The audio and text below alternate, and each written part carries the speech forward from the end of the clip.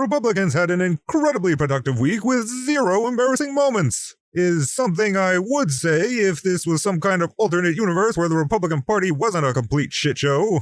But since we live in the unfortunate timeline where Republicans screw up so badly and so often that it's literally impossible to cover all their little hiccups individually, I thought I'd start doing weekly recaps of all the stupid things that Republicans have done lately. So with no further ado, let's get started with the first episode of Repub Recap. So the week kicked off with Bobo the Clown allegedly punching her ex-husband during an altercation at a restaurant, which later turned out to not be true when a few days later her ex was charged with assault for an altercation with their 18-year-old son that apparently involved a firearm. But those typical Republican family squabbles were quickly overshadowed by the release of an audio recording of professional douchebag and wannabe supervillain Roger Stone plotting with an associate and former police officer to assassinate Democratic Congressman Eric Swalwell and Jerry Nadler. Either Swalwell or Nadler has to die before the election.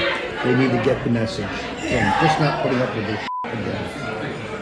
And the next day, it was revealed that James Comer's shell company was actually shut down on 2 separate occasions for reporting violations. But that was just the start of the bad week for old Comer Pyle, because while holding a committee hearing about how, despite several Republican congressmen blatantly ignoring subpoenas of their own, they wanted to hold Hunter Biden in contempt for not showing up for a subpoena, even though he literally just said he wasn't willing to give his testimony in private and wanted to do it in public instead so the American people could hear the facts minus the usual Republican lies, which, by the way, is exactly what Comer Pyle himself said he could do. And we can bring these people in for depositions or committee hearings, whichever they choose.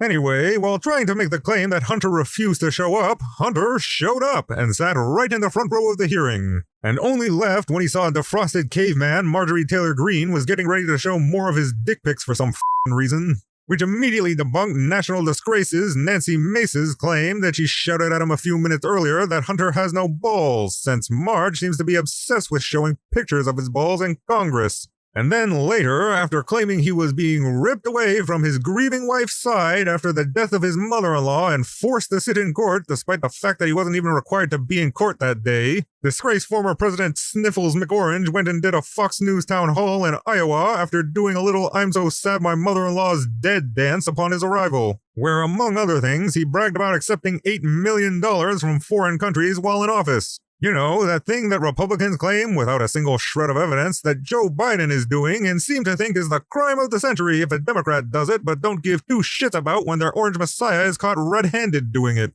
I own hotels all over the place. I don't get free money. Somebody rents a hotel room, et cetera, et cetera. Much money I gave back. In fact, I didn't have to do it.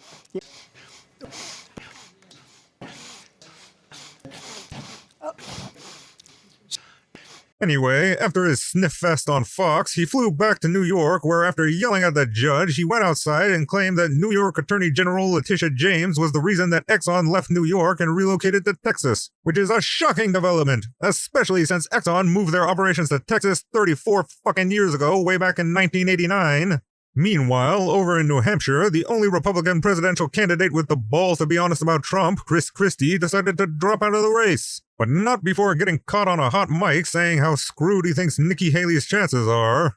Yeah, I mean, look, she spent $68 million so far, just on TV. Spent $68 million so far, $59 million by DeSantis, and we spent 12. I mean, who's punching above their weight and who's getting a return on their investment, you know? And she's going to get smoked. And you and I both know it. She's not up to this. And then, as if on a mission to prove just how incapable of governing they really are, House Republicans floated the idea of ousting Speaker Mike Johnson over a spending deal to avoid a government shutdown.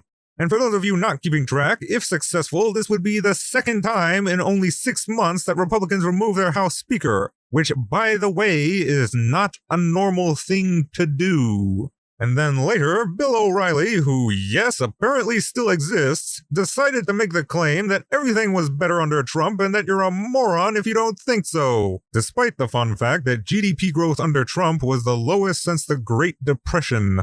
And after he went back to being completely irrelevant, news broke that attorneys for one of Trump's co-defendants in Fulton County, Trevian Cuddy, had filed a motion to drop her as a client.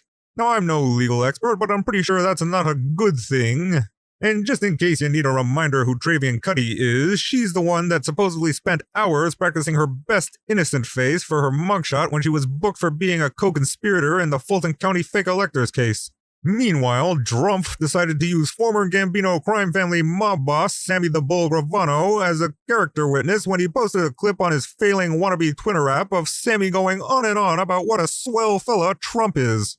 And then to cap off the week, spineless worm Marco Rubio, who previously referred to Trump as a third world dictator and a con artist, went ahead and endorsed him for president. So, you know, just an average week in the raging dumpster fire that is the modern day GOP.